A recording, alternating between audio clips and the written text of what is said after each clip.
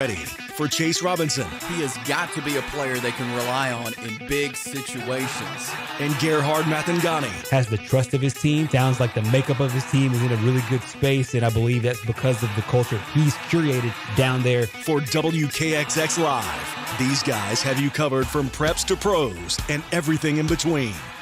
Now, let's go inside the Fox Sports 102.9 studio with Chase and Gerhard for WKXX Live.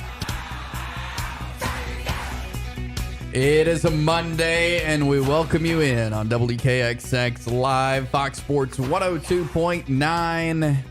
Chase Robinson, Gerhard Mathangani here on a Reaction Monday. A lot to react to today. You can give us a call, 256-413-1029. All of our guests appear on the All-American HVAC Service hotline. That will be Blake Topmeyer today, USA Today Network SEC columnist, will join us and recap the weekend of SEC football. Gerhard, good weekend? Great weekend. Obviously, it started with some good high school football, some surprises, including a game you heard right here on Fox Sports 102.9, and then it rolled right into an interesting college football Saturday. I think we got some answers and some surprises there, and then just an incredible day of football yesterday in the professionals, and some more football tonight.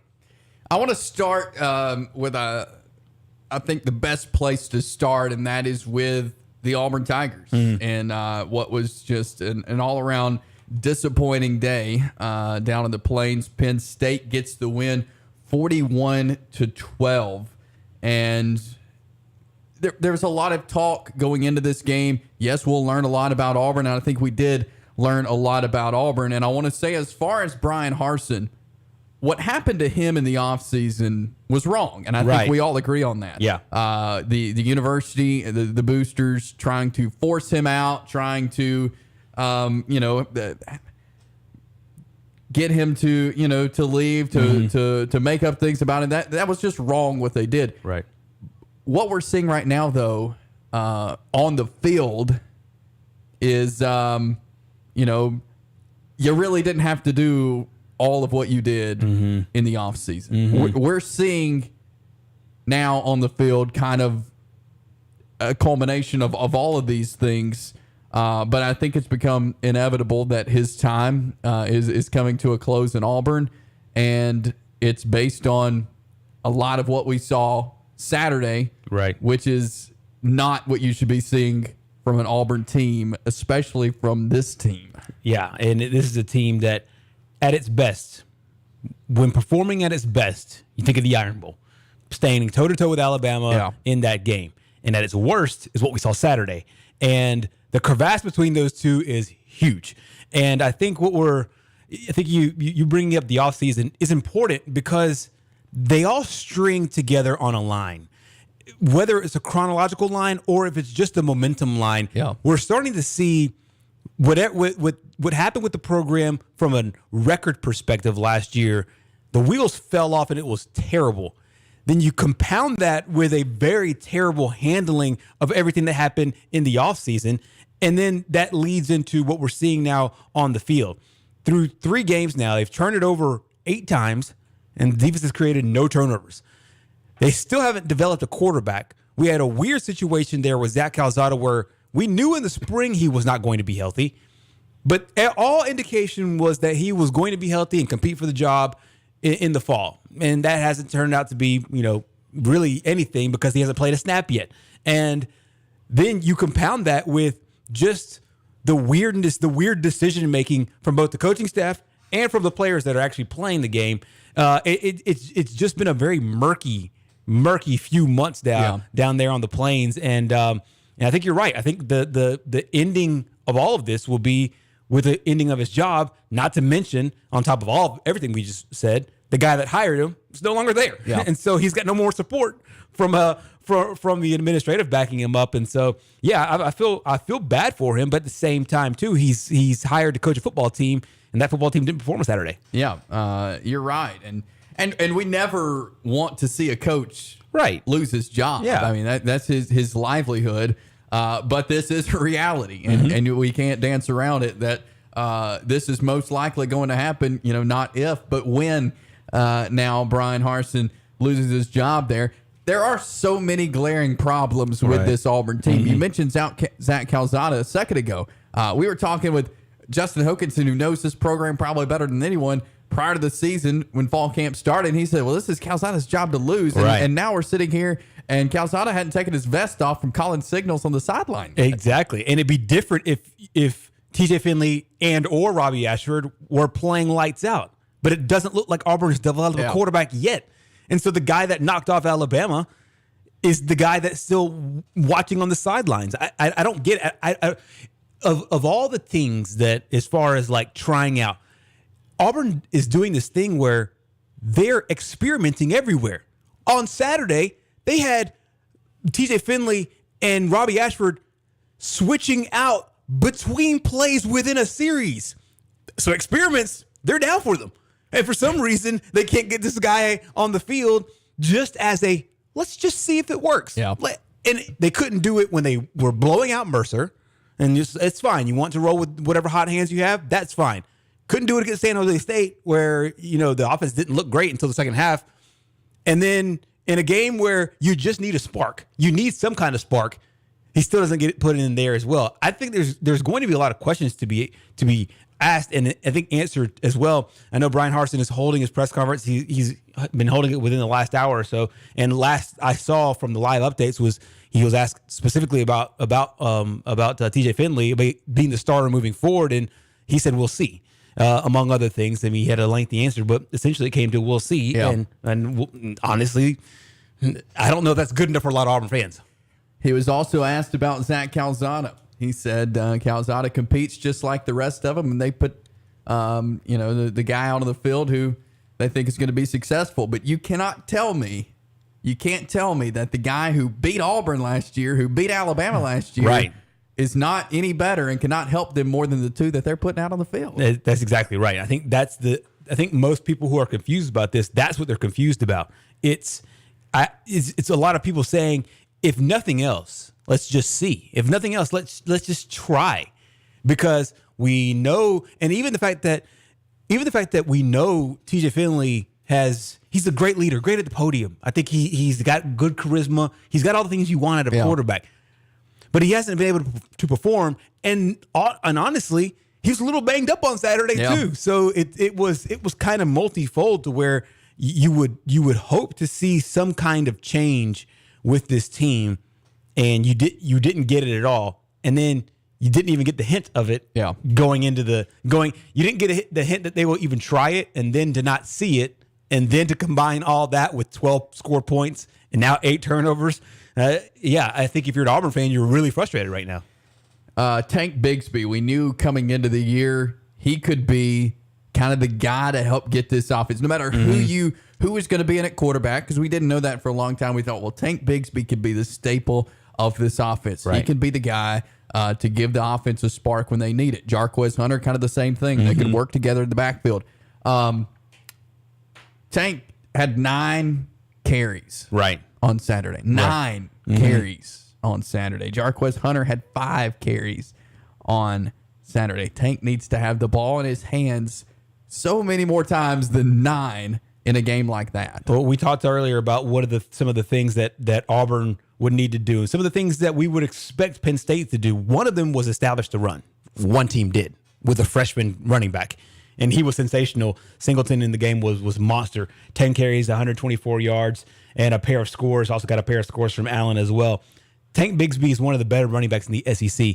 Yes, and if Penn State's making the run difficult, you still try to get the ball in his hands in different ways. And I think that was another thing, too. Going into the year, it was head-scratching how little he was used last year. And all the talk going into this year, after rumors that he was about to leave, was that he was going to be a bigger part of the offense. Bigger part of the offense for a guy like him means at least 15 to 20 touches per game minimum. And that's between carries and, targets out of the backfield, if you have it. I know the passing game is a lot more predicated on what the defense is giving you. But he was going to be a bigger part of the offense as in his usage rate. And Jarquez Hunter was going to be a big part of the offense as well. But I can see if you keep going to him, if you give him the ball 20 times and he's just not able to run, well, at least you're trying to go down with one of your best players. Yeah. But to not give it to him and score 12, well then this is basically self-sabotage here from the Auburn offense. It is, and there's issues down in Auburn, and they got Missouri this week getting into SEC play. I know we don't like to say these are must wins, but you really want to win this game against Missouri on Saturday. Yeah, I mean, this is as close to a must win as it gets for Auburn. Missouri is not considered one of the best teams in the SEC. A really formidable program, but not at all considered, at the top of this league where, the Georgias and the Alabamas of the world sit. I think that this will be really fun to watch, in my opinion, because we will see some of the teams that are in the quote unquote bottom part of each division. Because Auburn right now is considered, could say, bottom part of the West. And Missouri would be considered, I would think, bottom part of the East. Now, can either one of those turn their fortunes around? I think a win for Missouri would be huge for them, for Coach Drinkwitz, for that program. And I think for Auburn, it could help at least give them some confidence as they go into two really tough games after that with LSU and Georgia. Yeah, they need this one Saturday. Auburn fans, I'd love to hear from you. 256-413-1029. 256-413-1029. If you'd like to react on the Auburn Tigers' tough loss to Penn State. You bring up, you got LSU, Georgia, and then after that, you got Ole Miss. You got Missouri and LSU, though, at home if you're Auburn. I think that's big. But something else going back to Saturday, that Auburn atmosphere that we thought could play a factor in this game with it being in Auburn was dead in the second half. Yeah, they certainly were. And one of the things that James Franklin said, and we heard it, we played the sound for you right here, was he was preparing his team for a crazy atmosphere. I think they said it on the broadcast as well, that they were practicing for this 2 weeks ago in practice. Silent counts, loud music in practice. And they were like, Coach, we're playing at home. Why? Well, we're getting ready for Auburn. One team was prepared for the noise, and they immediately took the crowd out of the game. Yeah. And once they took the crowd out of the game, then all the competitive advantage that you have of being at home, of making a lot of noise on third down, was out of there.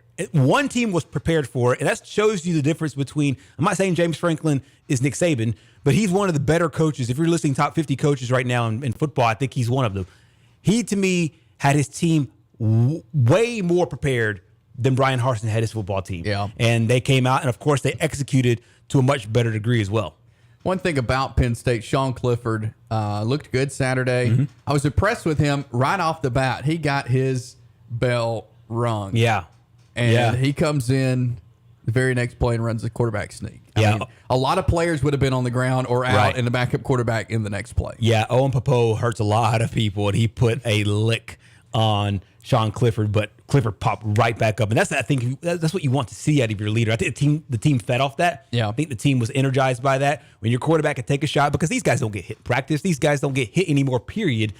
Just the nature of football and, trying to be, safety aware, but these guys don't get hit very often. So when they do and they get popped and they come right back up, that brings the team a little bit of juice.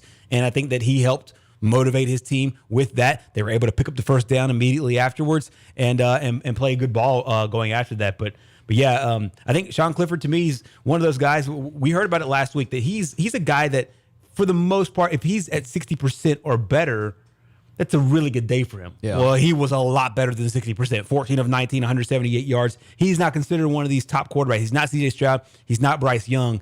But he has certainly played great against Auburn the last two times. Yeah, he sure has. So a tough day for Auburn. It's also a tough day for Jacksonville State. We'll break that game down coming up as we continue. We have got a lot to react to today, so hang out with us as we move through this Monday afternoon here on WKXX Live. Much more to get to here in a moment. Being an Army Ranger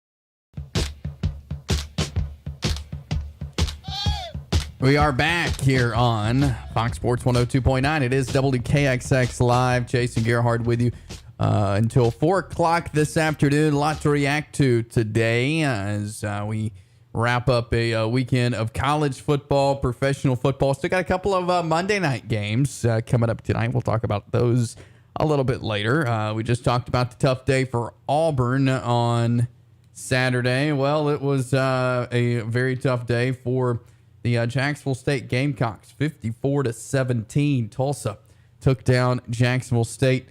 The Golden Hurricane got the best of the Gamecocks there in Tulsa, Oklahoma. And it was different from the start, Gerhard, with Aaron McLaughlin coming in the game, starting at quarterback. This is the first start he's gotten.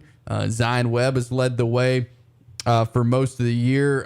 Zion apparently had some issues last week, was not able to get the start. He did come in, but, you know, and Coach Rod said it after the game, you know, McLaughlin may not have been ready for that debut yet, and I think that kind of showed. Yeah, I think so as well. They didn't really have their best foot to start the game, and I think a lot of that had to do with a new quarterback, you know, playing. They couldn't sustain drives early on in the game, and on the other side of that, Tulsa really capitalized on every drive. And I think that there was some going into this. We played a little bit of sound from their head coach last week, and Coach Montgomery, Philip Montgomery, talked about how impressed he was with JSU, and he understood, and he said it. He said, we have to be able to stop them from gaining momentum early, because that's what Rich Rodriguez's offense is predicated on.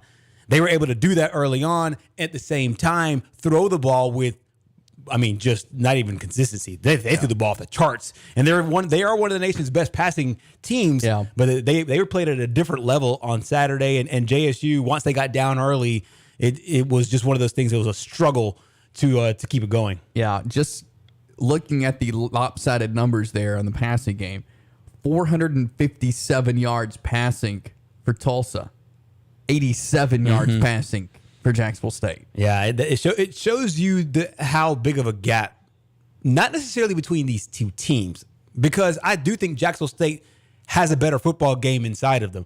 However, on that day, Tulsa, you know, played out of their minds, and Jacksonville State struggled. And not to mention, once they got down early, they don't really, this whole year, they haven't really thrown the ball, you know, I don't want to say with mind-blowing numbers, because they're running the ball very well. They didn't run the ball very well Saturday. But, you know, they always talk about with Bill Belichick, you know, he makes you play left-handed.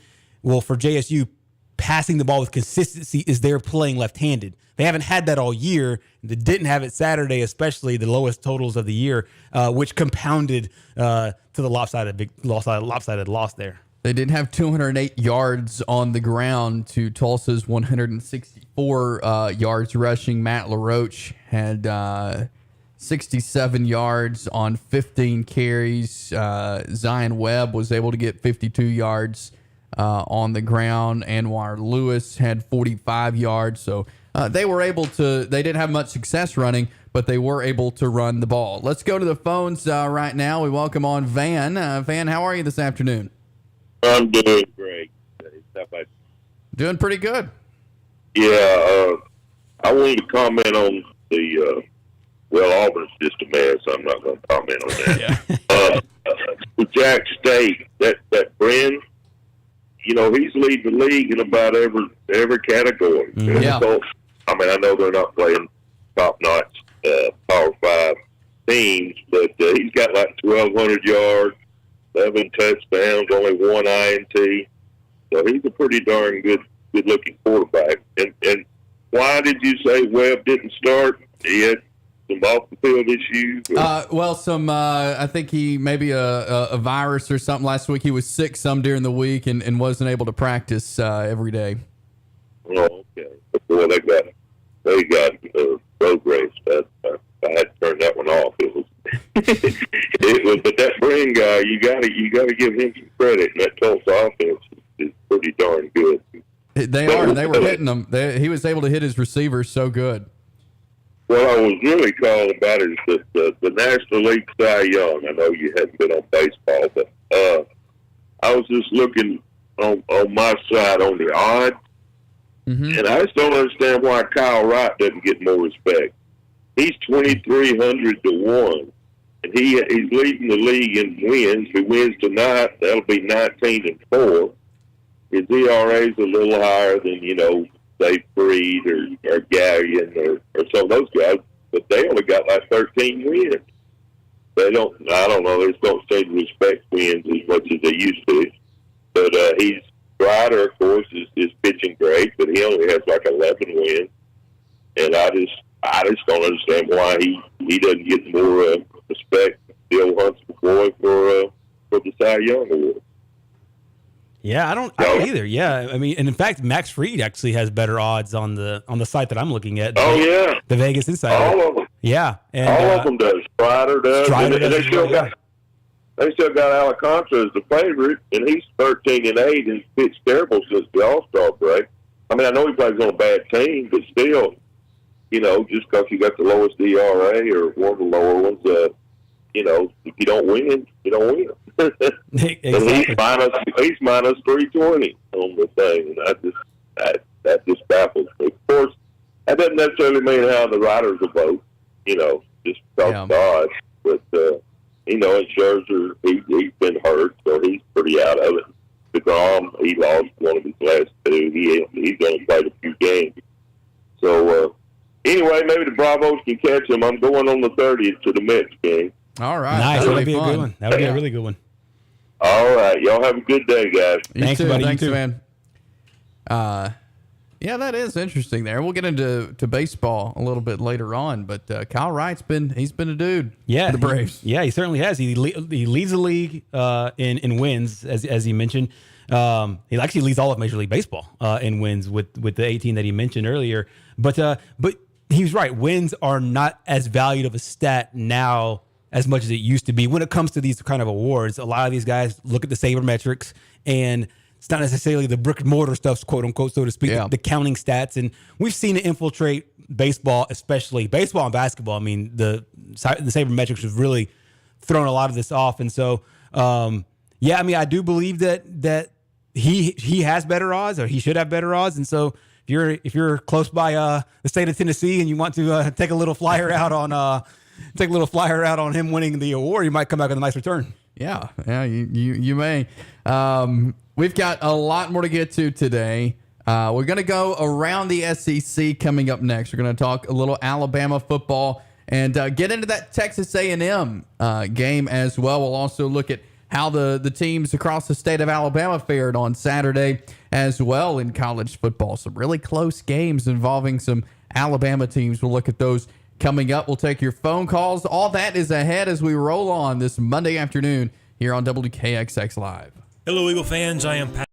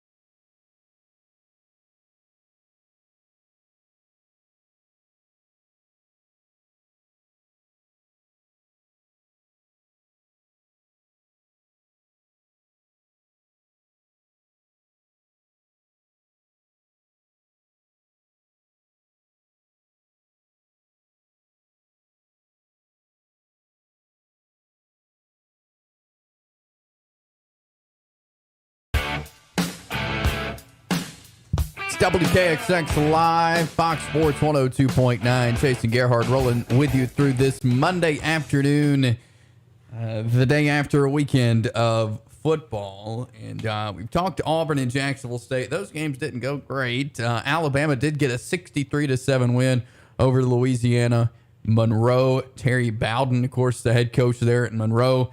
But the Tide looked good after the struggle in Austin the week prior. Yeah, you were wondering what this team would look like right after that. And, of course, it's UL Monroe, and a lot of times it's hard to get up for a team that you know you're clearly better than. Even Terry Bowden said it. He's like, they have more talent.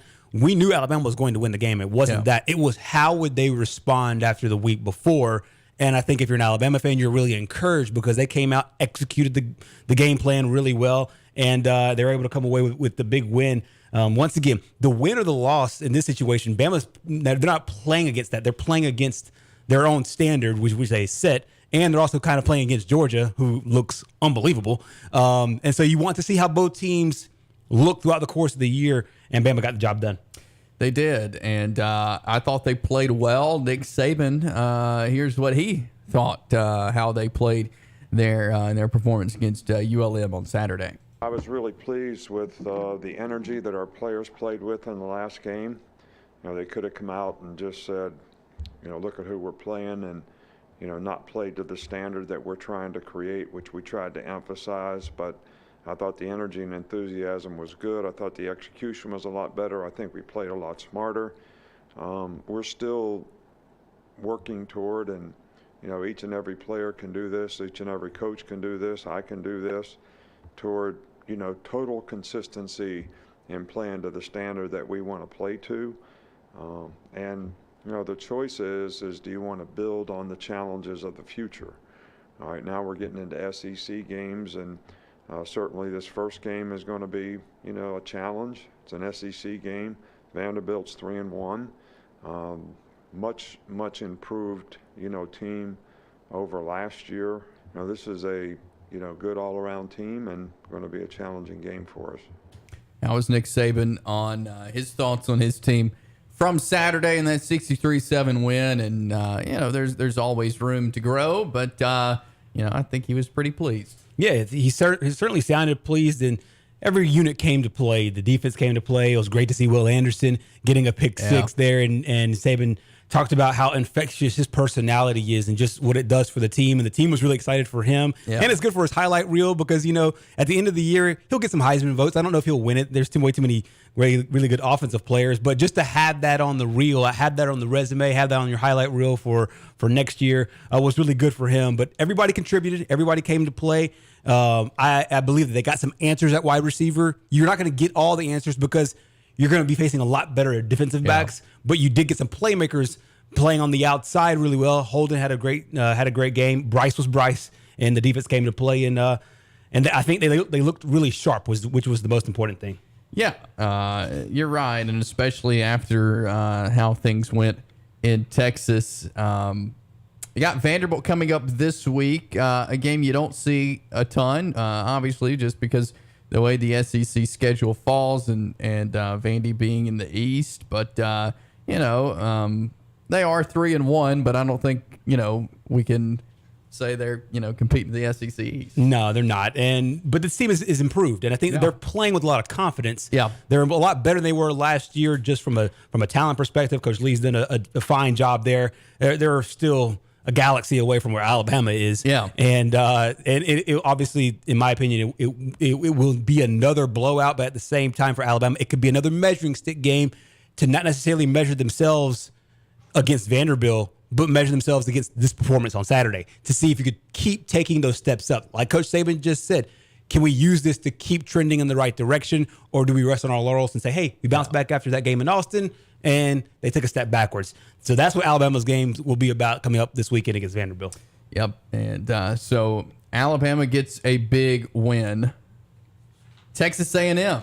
We talked about this game a lot last week. A&M hosting Miami. Could this be the game that Miami can signal that they're back, or is this going to be kind of a saving game for the Aggies? Texas A&M won this one 17-9 there in College Station.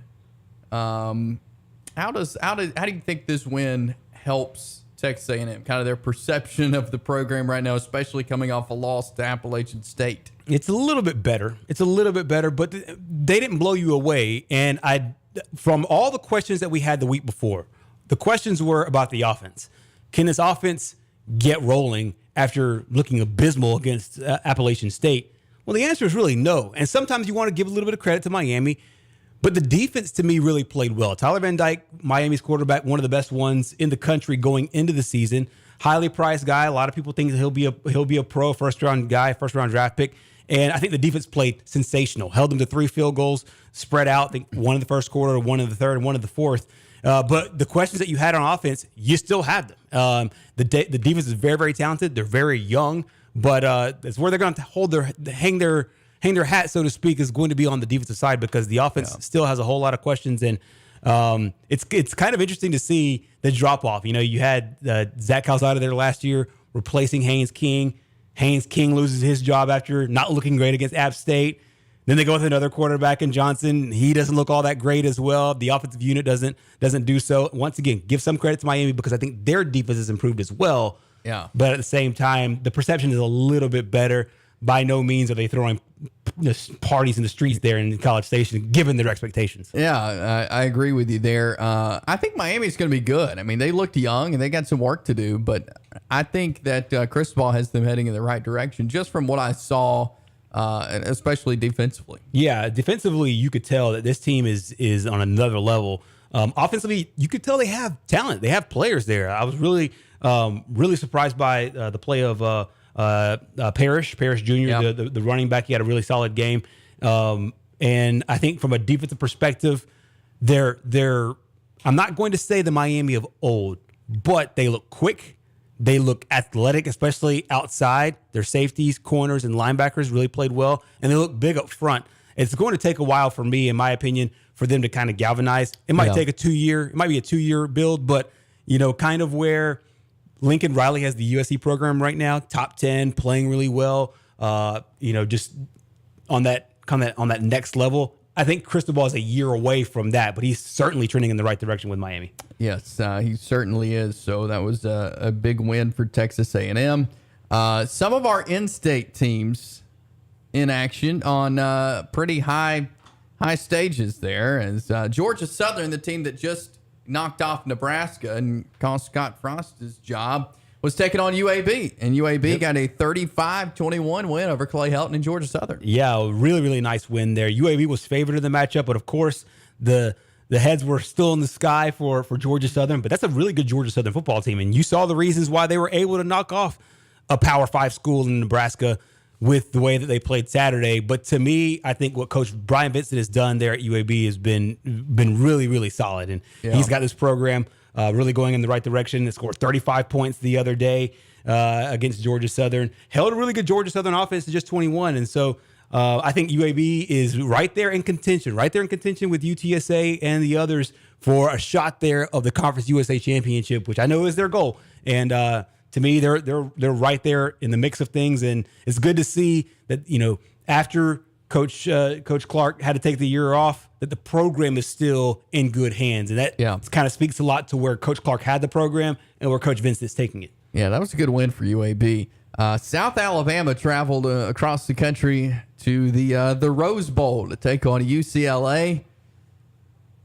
UCLA, 15.5-point favorite, but just won by 32-31 over the Jags. Yeah, and this was a game, if you were paying attention to it, this was a really close contest, and South Alabama, I should say, had the lead for large stretches of the game. And I think that this is one of those situations where South Alabama is creeping up as a really, really strong program in a really good conference. Keep in mind, this is the same conference that got all the upsets the week before, with Appalachian State getting a big win, as well as Georgia Southern that you just mentioned got the big win there as well. And of course, Troy was a really good program too. South Alabama was this close to knocking up yet another Power 5 school. Marshall was the other one I was thinking of, that beat Notre Dame.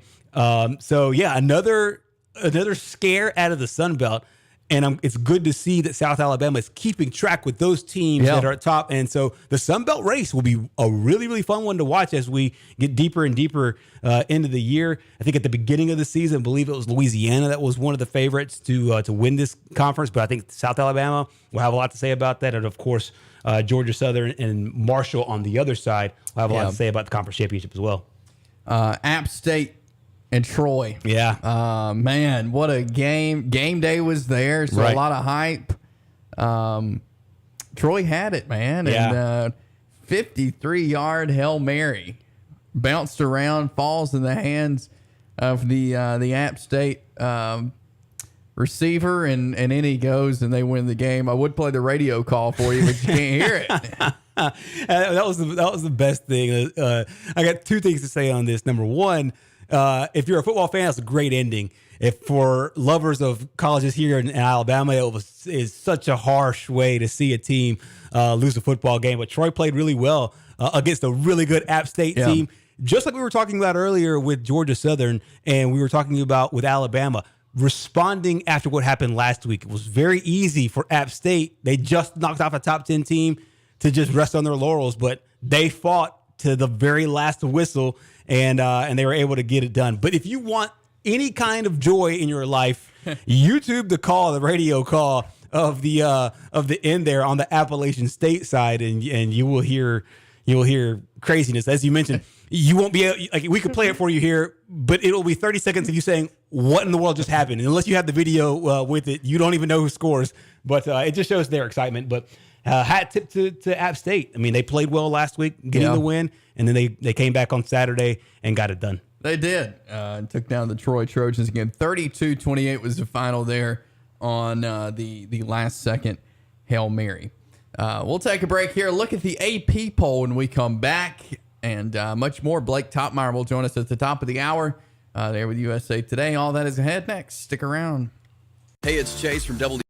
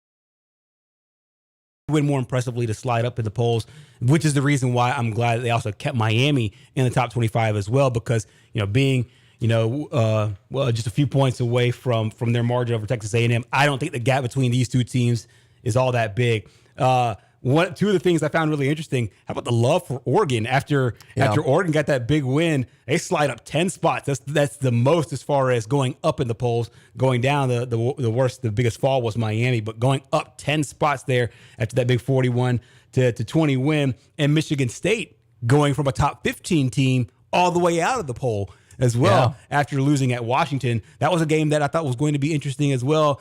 I thought that Michigan State was better than that. I picked them to win, even though they were the underdog. But they were Vegas knows, and that was the reason why the betting market had Michigan State as underdog in this game, and Washington came to play.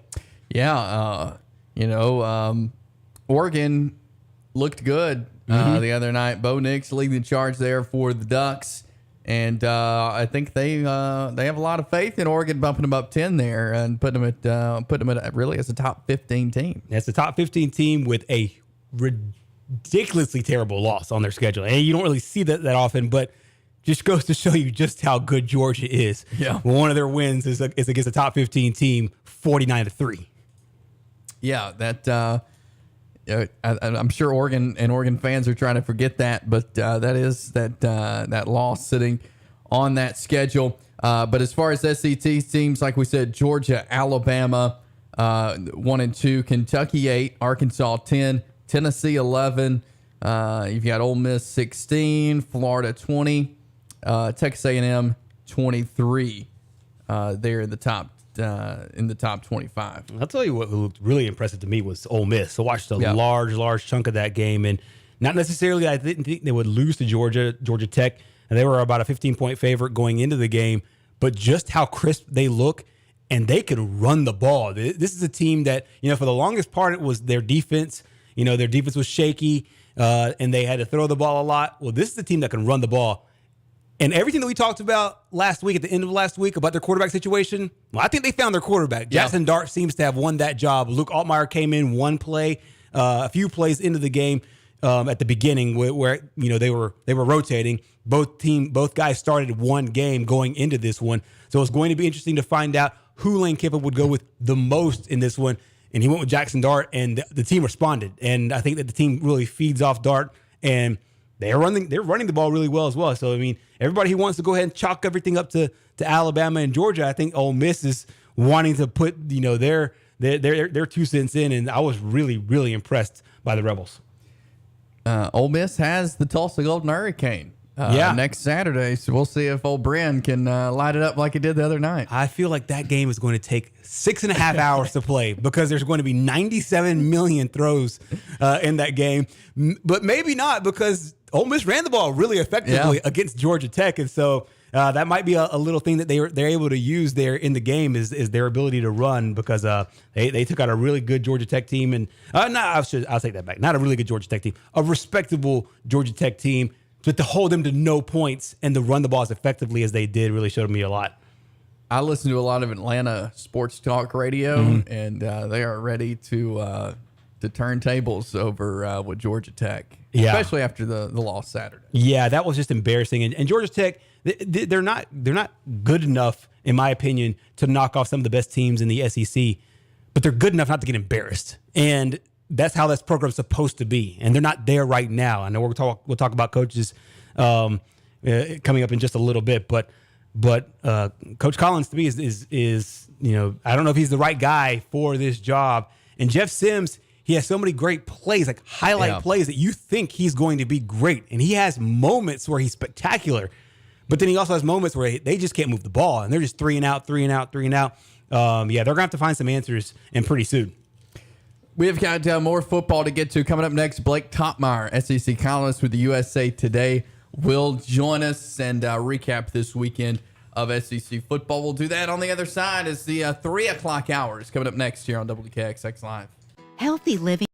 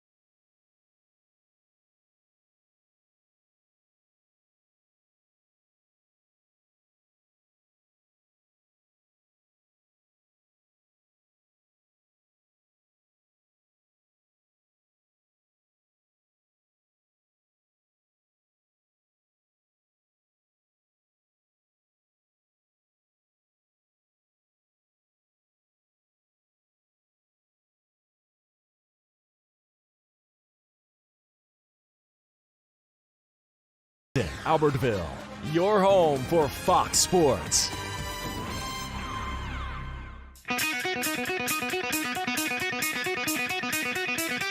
WKXX is live for the fastest 2 hours in sports talk radio.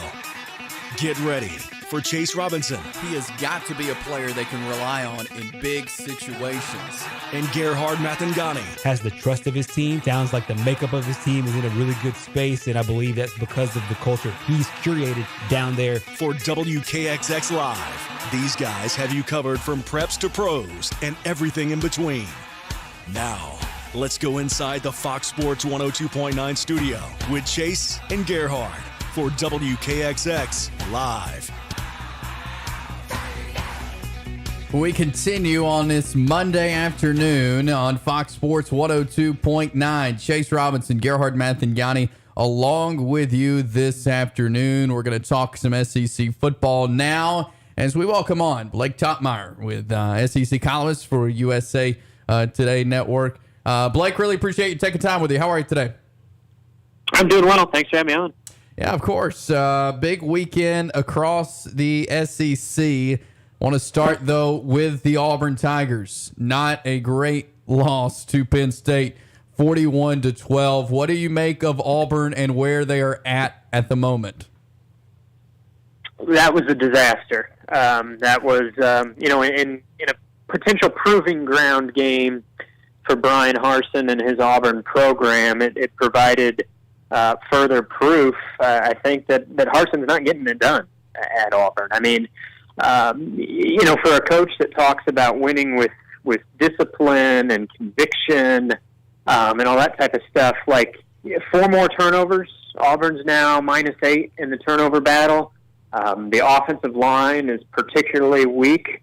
The defense got shredded in the second half. I mean, on down the line, there's so much focus, I think, on the quarterback at Auburn, and certainly, TJ Finley is not the caliber of many other quarterbacks in this conference, but in a way, that misses the forest for the trees because, this program has trouble spots up and down the roster, and there's really no sunrise of hope on the horizon with the way Auburn lags behind on the recruiting trail.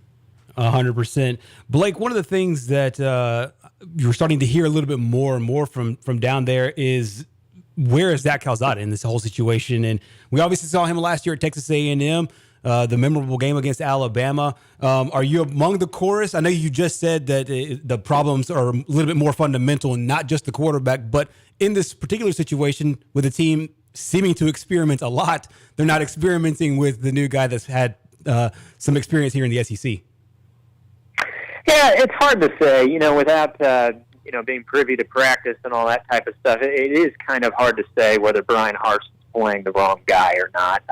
I think between TJ Finley and Robbie Ashford, he's playing the right guy in starting TJ Finley. I think, Ashford is a bit of a gadget, run-first wrinkle, but, ultimately there were times I thought, especially in the first half against Penn State, where Robbie Ashford's insertion kind of interrupted some momentum that Auburn would have developing on offense. And I think of one play in particular, TJ Finley completed a deep ball on 3rd down to move the chains, and then boom, he's on the sidelines for 2 plays in a row as the offense goes in reverse under Robbie Ashford. Now, I'm not saying Ashford hasn't brought a wrinkle to the table. He certainly has, but the way he's been used in the midst of drives has at times interrupted momentum. With Zach Calzada, it's really hard to say because we haven't seen what he looks like here at Auburn. Flashed some good moments last season at Texas A&M, never more so than in that win against Alabama. But ultimately, I would say he was no more consistent than really what TJ Finley has been throughout the course of his career. And the other thing we don't really know, from the outside looking in, we know Calzada had that shoulder injury last year that required off-season surgery. He missed spring practice. Brian Harsin says he's healthy. He says that's not the issue, but still you have to wonder, how much was this guy playing catch-up coming into the season after that surgery and not being able to practice in the spring.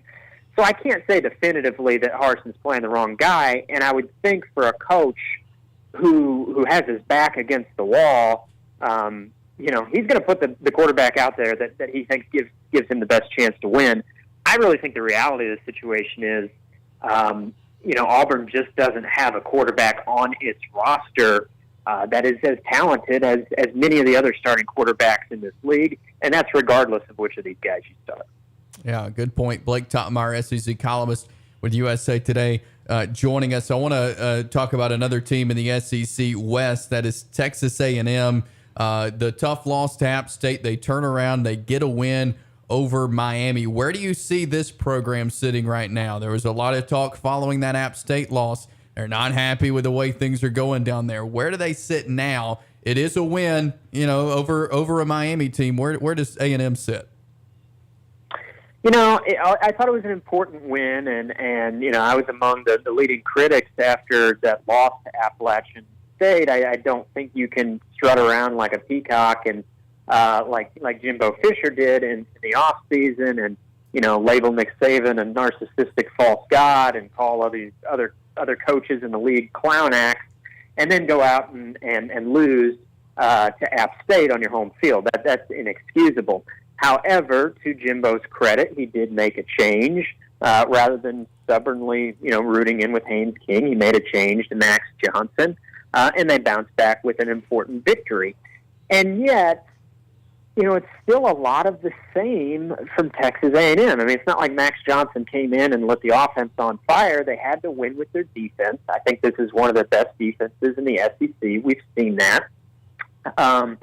But whether it be because of the quarterback, the offensive line, the offensive scheme, a combination of all of it, this is just not a very potent offense, despite having a few playmakers at the skill positions. It's just not an offense that's striking a lot of fear in opposing defenses right now, I think. And so the path to success for Texas A&M seems to be like it was Saturday. Pitch a good defensive effort. Miami missed a couple field goals. It missed an opportunity there on the final drive with a dropped pass that would have moved the chains late in that game. It's like you're kind of putting it into the hands of your defense and hoping for the best in a low-scoring slugfest. The problem is, I just don't know, can you beat Alabama that way? Can you beat Ole Miss that way? Can you beat Arkansas that way? There's some teams in this conference that can score some points. And I just don't know that that's a repeatable path to success against the better teams in this conference week in and week out. For sure. There's two really great games, I think, on the slate this week in the conference, one in each division. You have the Texas A&M game against Arkansas in College Station, but the other one is the one I'll focus on with Tennessee hosting Florida. Where do you see these two programs? Obviously, they got off to a great start. Where do you see these two programs as they head for that big matchup there in Knoxville? I think if ever there was a time for Tennessee to flip the script in this series, this is it. Florida has won 16 out of the past 17 in this series. Even in some years where Tennessee was favored to win, Florida found a way to get it done. But when you take out the series history and just look at things, purely from a matchup standpoint or on paper, Tennessee, I believe, has a better quarterback for all the hype that Anthony Richardson was getting after that Week 1 game. Hendon Hooker has been getting the job done, for a year and a half now for Tennessee. So the Vols have the better quarterback. They have better receivers. They have the settled-in head coach, whereas Florida's breaking in the new guy, Billy Napier. Tennessee has a better team. It's as simple as that. It's just, I think the only hesitancy in saying Tennessee's going to win this game is just when you start thinking about the way some of these matchups have gone. Like I said, even in years where Tennessee on paper has had what you thought was the better team coming into this matchup, they found ways to lose this game. And it hasn't always been great quarterbacks that have beaten Tennessee. Like you look at the list of guys that have a win over Tennessee. I mean, we're talking names like Jeff Driscoll and John Brantley. And it's not just Tim Tebow who has dominated the Vols in this mix. Tyler Murphy off the bench one year, Felipe Franks with a Hail Mary. Anthony Richardson has a higher ceiling than probably any of those guys. The question is, is it going to be Jekyll or Hyde, Anthony Richardson? I really think, he's struggled these past 2 weeks, no question about it. And I think he's more polished as a runner at this point than he is as a passer. And the other thing I'll say is I just think Tennessee's going to score points. I know Florida showed a ball-hawking defense last week, and yet there's not many teams out there that can really hold Tennessee's offense in check throughout 4 quarters. So they're going to score. Florida's offense is going to have to keep up a little bit, and I just don't know that I trust the Gators offensively that much at this point in this Anthony Richardson and Billy Napier journey. We're talking with Blake Topmeyer, SEC columnist for USA Today. Brian Kelly and LSU went out and got a win over Mississippi State on Saturday. What's your thoughts on this LSU team and where Brian Kelly has them? Of course, tough loss to start the year, but was able to get an SEC win. Your thoughts on Brian Kelly and the Tigers? Yeah, I thought LSU was very lousy in its debut against Florida State. That said, I think the best thing you can say about a coach in his first year is, did you improve this program as the year went along? Really, shy of win totals or anything like that. I think under a first-year coach, that's what you want to see. You want to see a team that's getting better week to week. I think you can say that anywhere, right? But, particularly, when a guy's in his first season. And I think it's undeniable that LSU has made strides from what we saw in that opener against Florida State as compared to the team we saw last week against Mississippi State. I really thought in the second half in particular, Jaden Daniels was dialed in. And I know, he's still maybe got a little ways to go in terms of being a guy that can cycle through full progressions and, hang out back there in the pocket, read the full field. But frankly, I'm not even sure if that's what LSU needs the most. Like, it doesn't have the sturdiest offensive line. It needs a guy that can move back there. And Jaden Daniels is just torturing defenses with his legs. And he throws a pretty nice ball, too. Like, if he gets the guy open and spots him, he can get the ball to him in a nice place. As I said, I still think he's got some ways to go in making his progressions. But I think about one pass in particular, a key fourth down and I believe it was the second half, fourth quarter, I think. LSU looking to extend the lead in a close game, and Jaden Daniels just throws a beautiful ball to Malik Neighbors, who had made an out-and-up move to beat man coverage. Big gain in the red zone. One play later, LSU's in the end zone. I thought that play in particular kind of epitomized the growth that we've seen in LSU in just a couple of weeks. I don't know that Jaden Daniels makes that pass, that makes that completion in week one.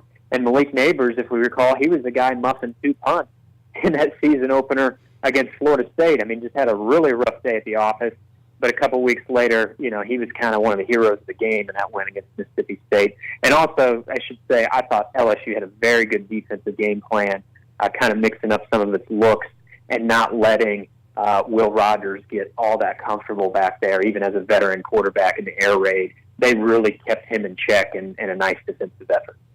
Absolutely. One of the things, Blake, that I've noticed this year, and they're kind of doing it quietly, maybe because they're playing inferior opponents, but Ole Miss has been sensational, outscoring their opponents more than 100-10. I think they've given up 10 or 13 points all year long, including a nice win over Georgia Tech on Saturday. What do you make of Lane Kiffin's bunch and some of the things that they're doing and their projections as they move forward? Yeah, the season's kind of playing out to form to a degree. I don't know that I expected the overall score margin to be this lopsided, but when you looked at Ole Miss's schedule, it kind of set up perfectly, right? For a team that lost as much as they did, really just a ton of the star power from that 10-win team last year is gone. But the schedule set up real nicely in September. No conference games. Their toughest non-conference matchup, I guess, was supposed to be Georgia Tech, which these days is playing more like a kind of a group of 5 weakling than any sort of Power 5 program, to be frank. So, but to Ole Miss's credit, they've taken advantage of the schedule. They haven't been sleepwalking through games.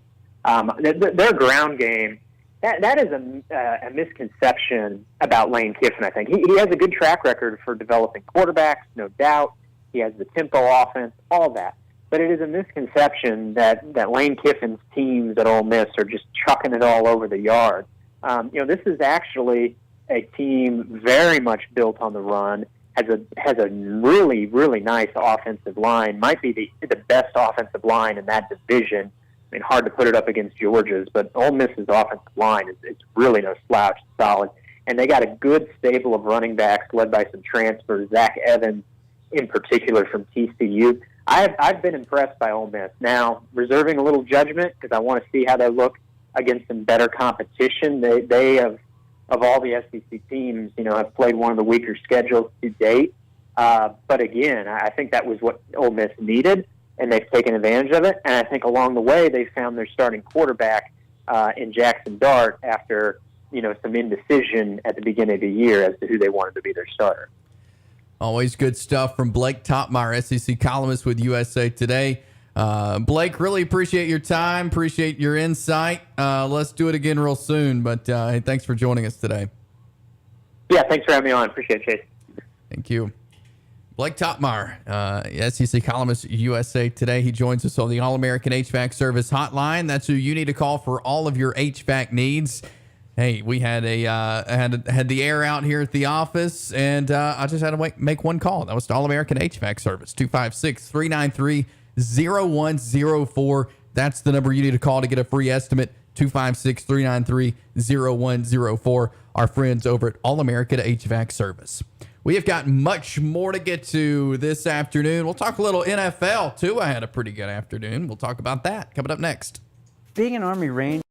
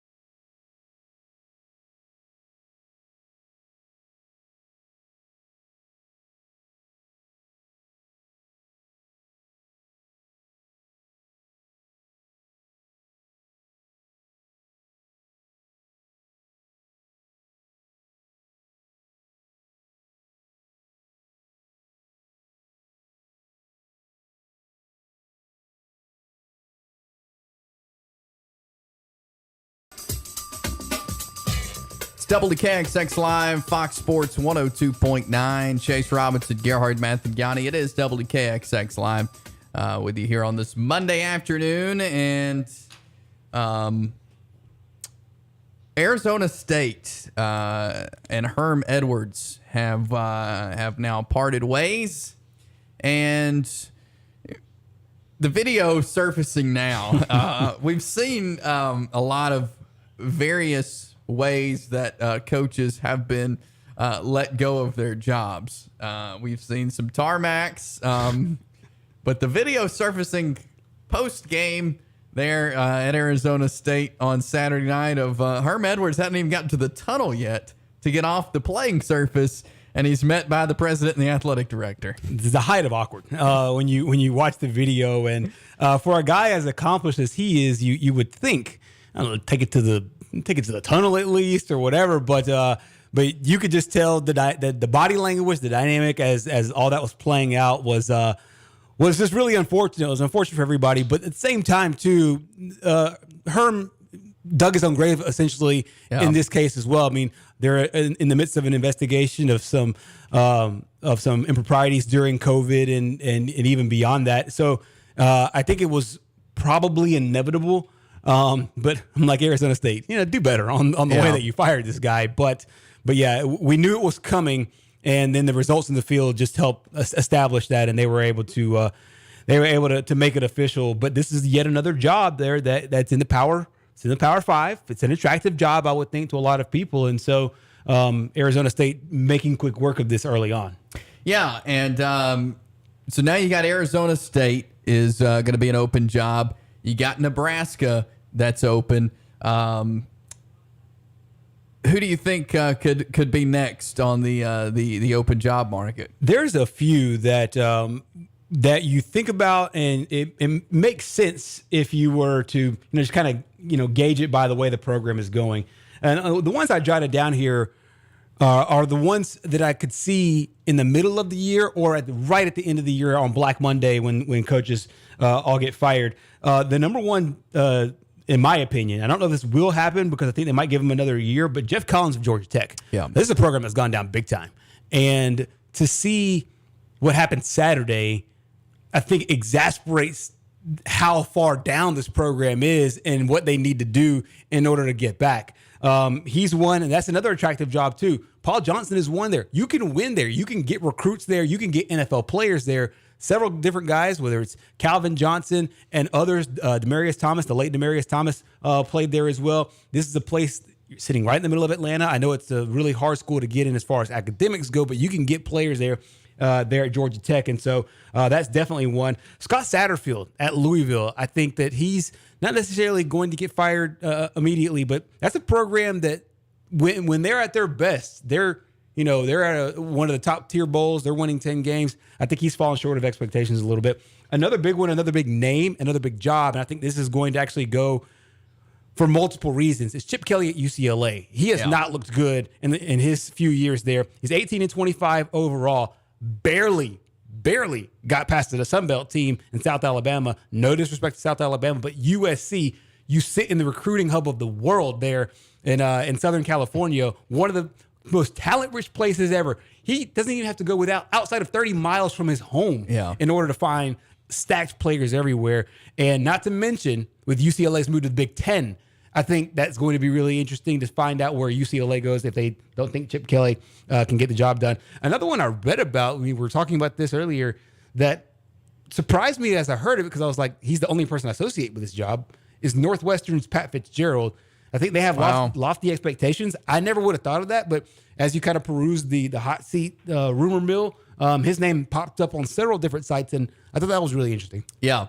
But the two guys that probably had the hottest seat going into the season now are without a job, and that's Scott Frost and Herm Edwards, as they both have been relieved of their duties. Let's go back to the phone lines as we got Hayden from Asheville on with us. How are you, Hayden? Hey, man, I'm good. Y'all doing okay today? Doing good. Yeah, doing great. You're so wonderful. It's there's a bunch of names up on the head coaching job. Well, it seems like, anyways, that a bunch of the fans are calling for, that some people are kind of projecting. if Auburn ends up firing Brian Harsin, which kind of seems inevitable at this point, what do you think it will be? And do you think it will be pretty soon? Well, as far as being soon, that part I don't know, because you got to think. Even take a look at the last round when they were getting Brian Harsin. They happened really late in the process, and then then athletic director Alan Green essentially hires his buddy from Buffalo. They were together there, and he hires him down at Auburn. There are so many internal questions that need to be answered down at Auburn before I think any coach of substance takes this job. Coaches talk, players talk, administrators talk, and I just don't know with the culture down there right now that if you will get any top tier guy that's going to willingly take this job and not do it with the expectations that he knows that are set there. It's a different situation than Alabama. When Alabama was hired, the late great Mal Moore moved everybody out of the way and said, "This is Nick Saban's program." That does not happen at Auburn, and that's the reason why, to answer your question, I don't know if it'll be very soon. I think that it might take a while in order to get a top guy. If they do hire somebody very quickly, I think it'll be out of not necessarily desperation, but it will be a guy that quickly wants to have a Big Ten job or a Power 5 job, a guy that's not in the Power 5. But that's what they hired here, and you see the results. Yeah, no, I understand that. I predicted this team to do a whole lot better than they have. But I say that with them having a poor performance on Saturday, but with the way that they performed, I just feel like that that there was so much good that could have been done. There's so many adjustments that could have been done that weren't done. That really just put Harsin that legitimized him as hugely like his feet is so hot right now that his pants are burning off. I mean, that's just how it is.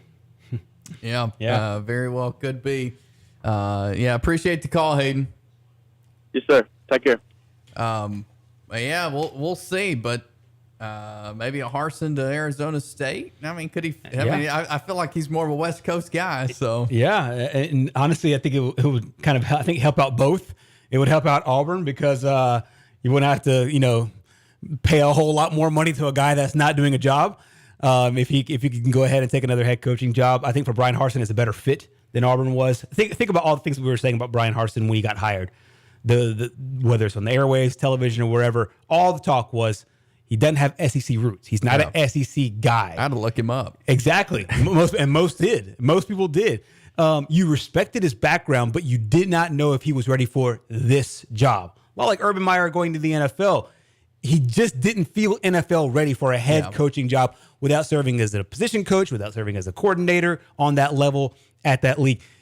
You have to have some ties there in order to have some success. Nick Saban is not a guy from the South, but he came to the South and he played and he did very well at LSU. He had ties to the South. He knew how to recruit the South. So when he took the Alabama job, it was going to be a nice, natural fit.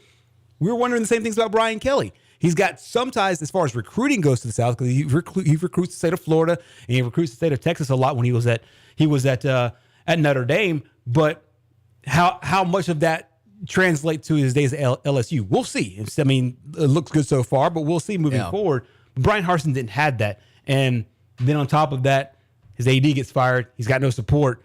So out of all the guys in the hot seat, I think the seat's the hottest at Auburn. Sure. It sure is. We'll continue to talk about this in the coming days as things unfold down in Auburn. Want to get to some NFL though coming up next. We'll talk about Tua and his fantastic performance yesterday with the Dolphins. We'll do that next here on WKXX Live. Hello.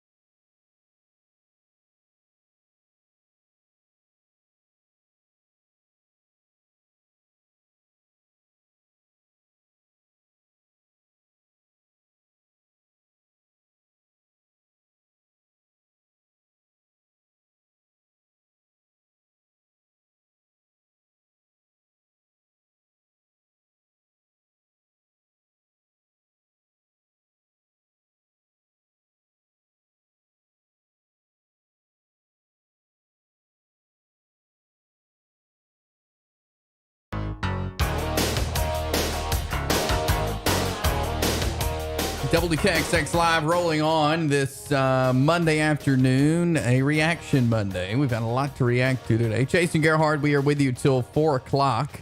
You can get your phone call in at 256-413-1029. Yesterday, I was watching some football, turned on the Dolphins, Ravens.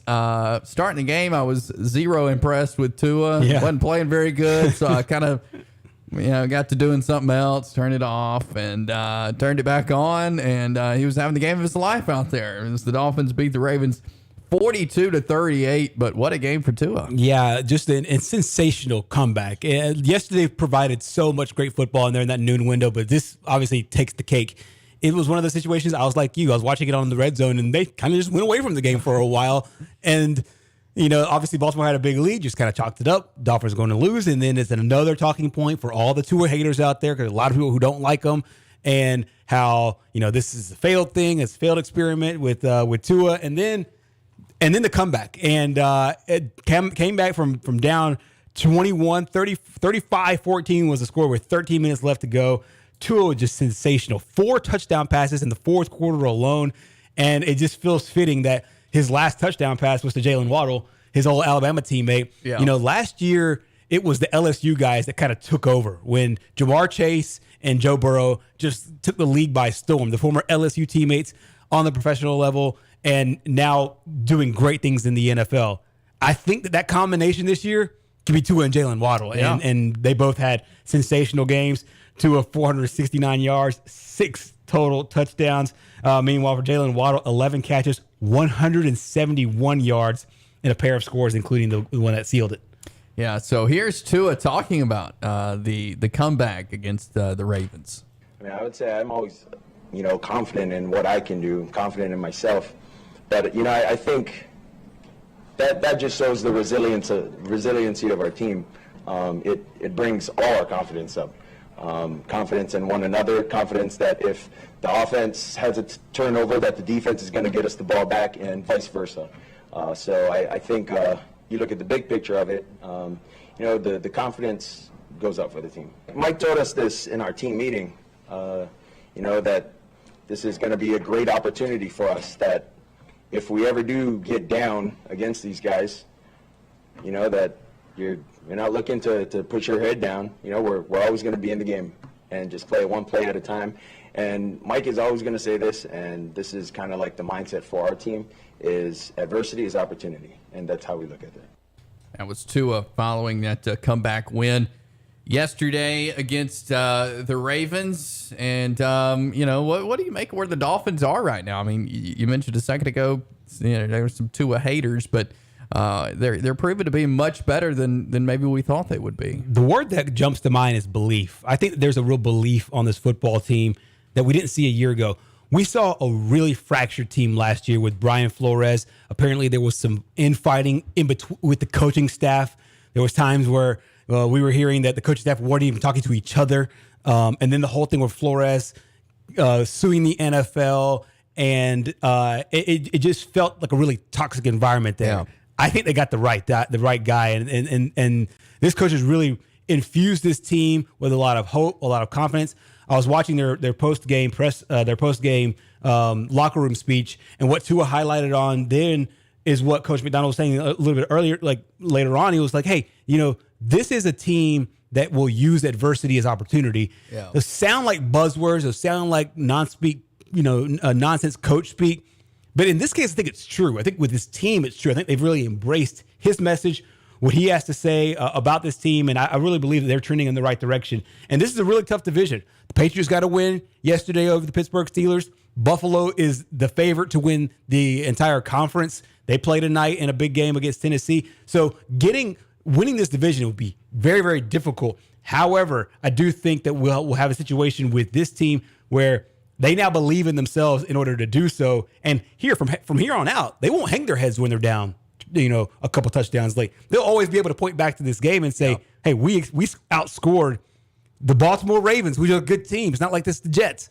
We outscored the Baltimore Ravens 28-3 in the final frame to come back and win a game. on the road in Baltimore. Yeah. I think it does nothing but infuse them with so much confidence moving forward. Yeah, I think it really does as well. Another team I wanted to talk about was the Giants. Off to a good start under Brian Dable. They got a good win yesterday, and so the Giants off to a good start for the 2022 season. Yeah, I think this is a really, really good coach win here for Brian Dable. I don't know if Daniel Jones is the guy. I mean, he threw 22 of 34, 176 yards, and one touchdown, didn't throw a pick.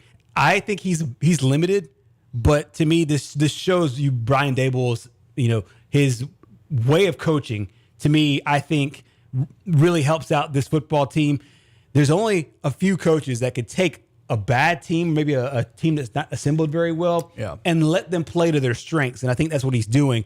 Off to a nice little 2-0 start. I thought they would probably go after Jimmy Garoppolo in the offseason. Now, I mean, the 49ers won't let him go because of what happened with Trey Lance. I think they have to get better at the quarterback spot. Like I said, I don't know if Daniel Jones is the guy, but I do think Brian Dable is the guy as far as the head coach moving forward. And it shouldn't be all that surprising. He spent some time with Nick Saban. He spent some time with Bill Belichick, the architects of good football teams. He, stood toe-to-toe with those guys in the same meetings, and he's doing a great job at his first two games there in New York. What's your thoughts on Baker Mayfield and the Panthers? I think the Panthers were limited going into the season anyways. And we talked about coaches in our last segment. We talked about coaches on the hot seat. We talked about coaches that can get another job. I don't know if Mr. Tepper, the owner for the Panthers, wants to keep Matt Rule on for even longer, but that could be a guy going after another job. Off the topic, but he's a guy to look out for as far as getting one of those coaching jobs because of what he's done in the NFL what he's done in college football previously. I think that Baker was leading a flawed roster anyways. I tried to keep a pretty sensible head about Baker Mayfield. This team is not as stacked as the Cleveland Browns are. The Cleveland Browns are playoff ready and contending for a Super Bowl kind of ready. The Panthers weren't there. So, yes, Baker Mayfield to me is not playing very well. Yesterday he was 14 of 29, 145 yards. These numbers won't blow you away, but this roster's not built for that. And it's one of those things where they have one good star on offense. It's Christian McCaffrey. He's their best player, period, as far as offense goes. And they don't really have that much around him. They're kind of limited, and we saw that limitation against the Giants. Yeah, we did. So Giants good win yesterday. Dolphins good win yesterday. Lots of good football yesterday across the NFL. Yeah, and when's the last time, I heard this on Dan Patrick earlier today, they were making fun. When's the last time that we could say the Detroit Lions, the Jacksonville Jaguars, the New York Giants, and the New York Jets all got wins on the same weekend? It's been a really long time that we could say that. Even just both New York teams, the Jets and the Giants, has been a real struggle for them. But yeah, all those teams, they're considered to be losing franchises. All picked up victories, and the Falcons played well against the Super Bowl champions. Rams ended up winning that game, but 2 weeks in a row now they play well, but come up on the short end of the stick. Yep, and 2 games tonight on the Monday night slate. So we will talk about those 2 games when we come back. We're going to hit on a little Braves baseball as well. So stick around here on this Monday afternoon edition of WKXX Live.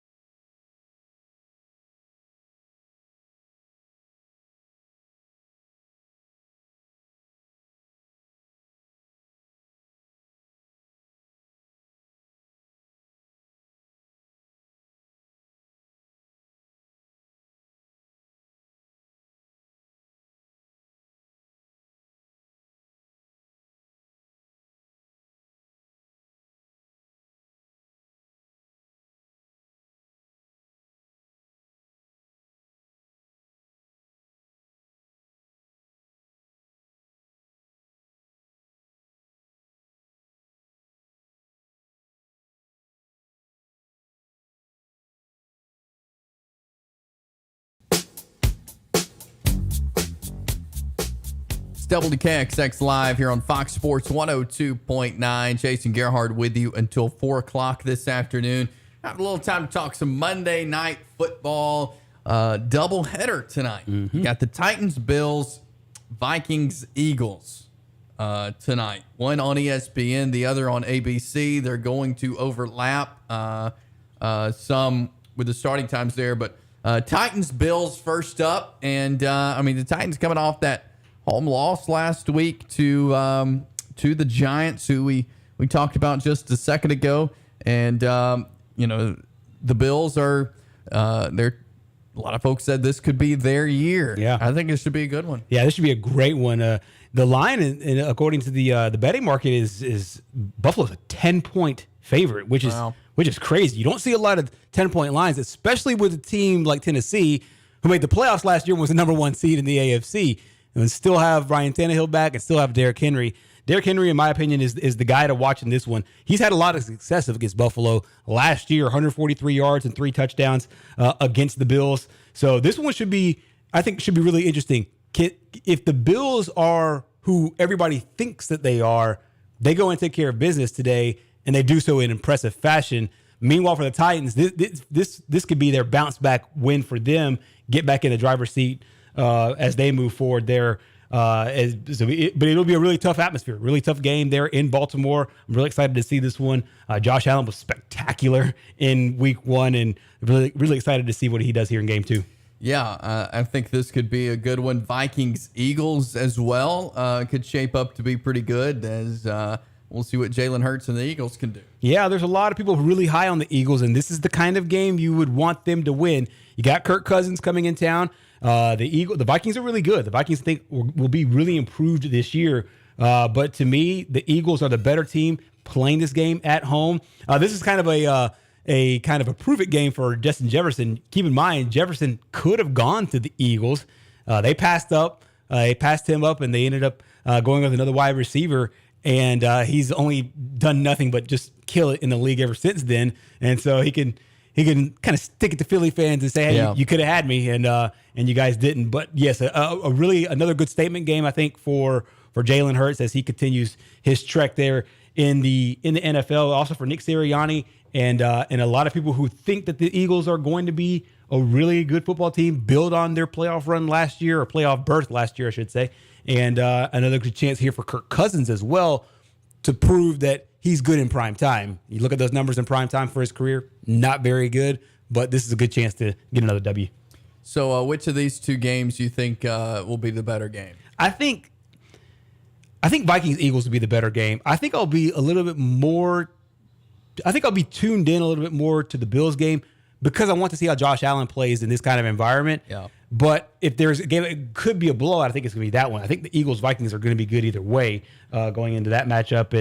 And I'm really excited to see Jalen Hurts here back again in year 2. Spread on this one, the Eagles are a 2.5-point favorite into this one. So you take it, you put it on a neutral site. It's basically a pick'em game, and so the betting market is telling you that this should be a better game. So I think this will be a better one overall. Even though I kind of want to see what Josh Allen does because he seems to be more and more impressive every time he touches the field. Yeah, he does. And so a couple good Monday night games tonight. ESPN will have Titans, Bills. ABC will have Vikings, Eagles there with Joe Buck and Troy Aikman will be on the ESPN call of Titans, Bills, and Steve Levy, Dan Orlovsky, and that other guy, Louis Riddick, will be on the other one. Let's talk a little baseball before we get out of here today. Braves get the sweep over the Phillies.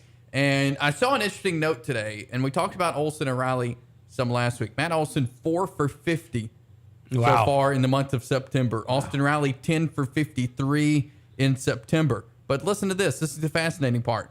In that stretch for these two guys, the Braves are 11-4. Wow. That shows when you have two of your best hitters in Matt Olsen and Austin Riley not hitting great at all, the rest of the lineup has stepped up. I think that shows how deep the Braves are. That's a very crystallizing stat about this baseball team. And it really shows you that this team is loaded. And we've talked about their pitching, and their pitching has been sensational, and they pitched really well over the weekend.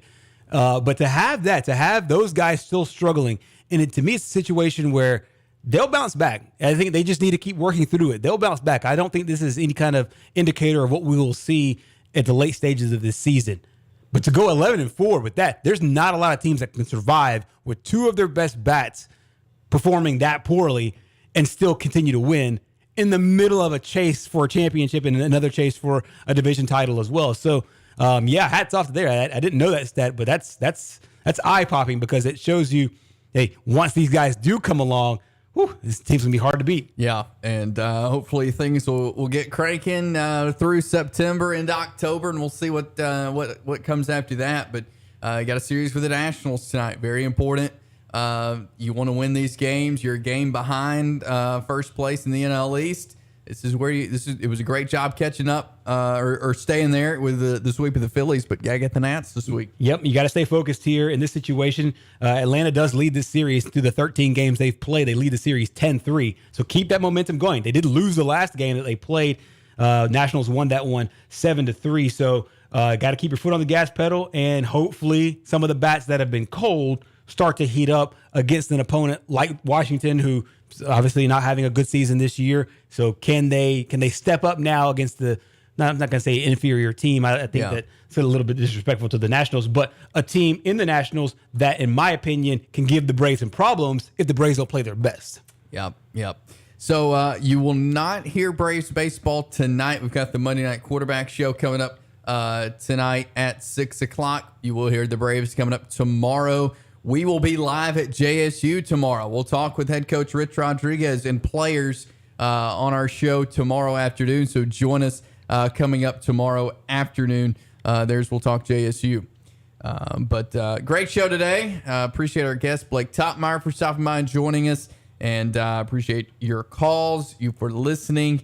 We had a lot to get to today, Gerhard. Lots happened over the weekend. Yeah, we certainly did. And I feel like there's still a whole lot more left to digest. And we'll get into a lot of that coming up tomorrow. But yeah, certainly a fun show. It's certainly a fun weekend of football. Started on Thursday and Friday, and it continued into Saturday and Sunday.